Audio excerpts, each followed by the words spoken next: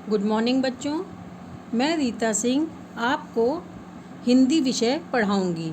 आज हम आपको खंड काव्य में पाठ नंबर 3 मीराबाई पढ़ाएंगे। मीराबाई श्री कृष्ण की भक्त थी।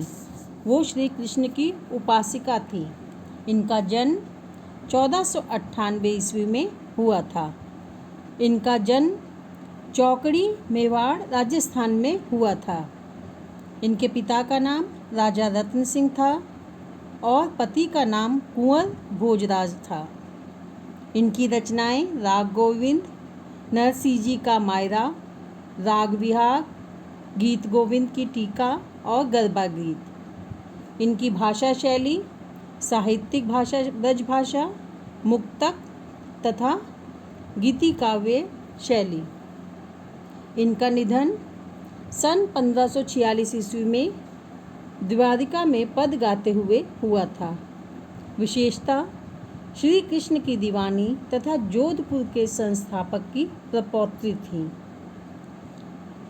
श्री कृष्ण की प्रेम दीवानी जोधपुर के संस्थापक राव जोधा जी की प्रपौत्री, कृष्ण जी की अनन्य उपासिका, काव्य में विरह की आतुरता, हृदय की मधुरता, प्रेम का वेग, समर्पण की भावना आदि की निश्चल एवं मौलिक उद्भावना प्रकट हुई है। मीराबाई का जीवन परिचय। श्री कृष्ण की परम उपासिका, जोधपुर के संस्थापक राव जोधा जी, जोधपुर नरेश राजा रत्न सिंह की पुत्री मीराबाई का जन्म सन 1498 ईस्वी में राजस्थान के चौकड़ी ग्राम में हुआ था। बाल्यकाल में ही माँ का स्वर्गवास हो जाने के कारण वह अपने दादा के पास रहती थी। आपके द्वारा राव दूधा जी बड़े धार्मिक प्रवृत्ति के थे। मीरा के जीवन पर इसका पूरा प्रभाव पड़ा। केवल 8 वर्ष की आयु में ही मीरा ने कब श्री कृष्ण को पति रूप में स्वीकार लिया, यह कोई न जान सका। आपका विवाह 13 वर्ष की आयु में चित्तौड़ के महाराजा राणा सांगा के ज्येष्ठ पुत्र कुंवर भोजराज के साथ हुआ था। कुछ वर्ष बाद विधवा हो गईं।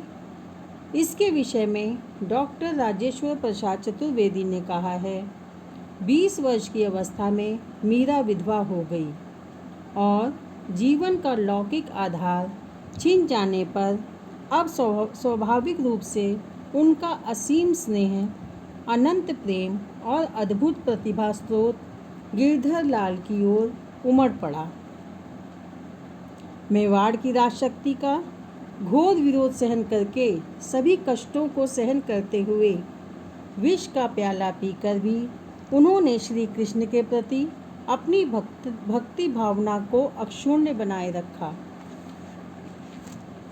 मीराबाई को पूरा संसार मिथ्या प्रतीत होता था।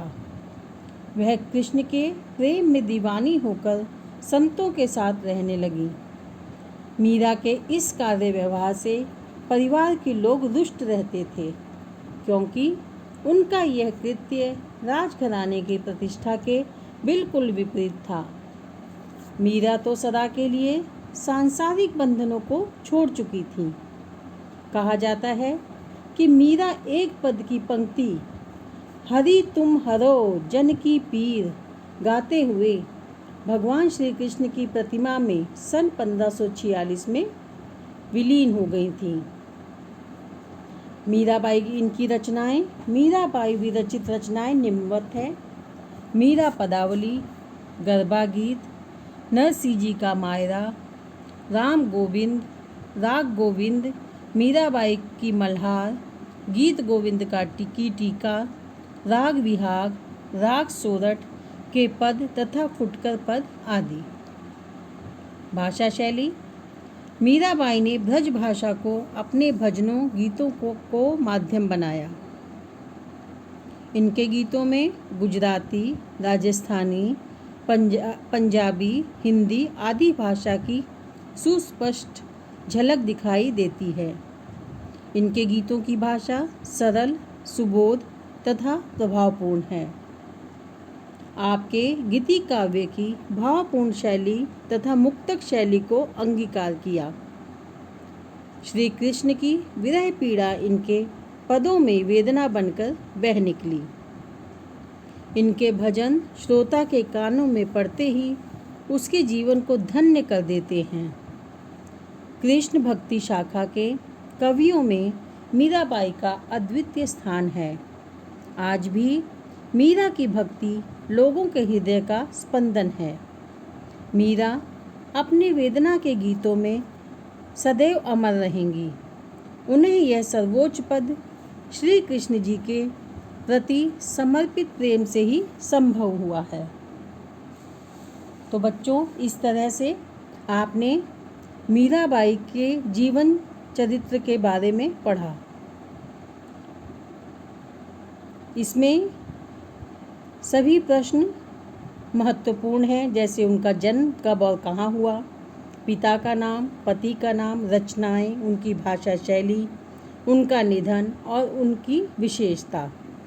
इसलिए बच्चों, आप इस पाठ को बहुत ध्यान से पढ़ेंगे और इसकी सभी आवश्यक और महत्वपूर्ण बिंदुओं को आप अच्छे से याद करेंगे। इसी के साथ ये पाठ बच्चों आज समाप्त होता है। हम अगले वीडियो में अगले पाठ के साथ फिर मिलेंगे। Thank you.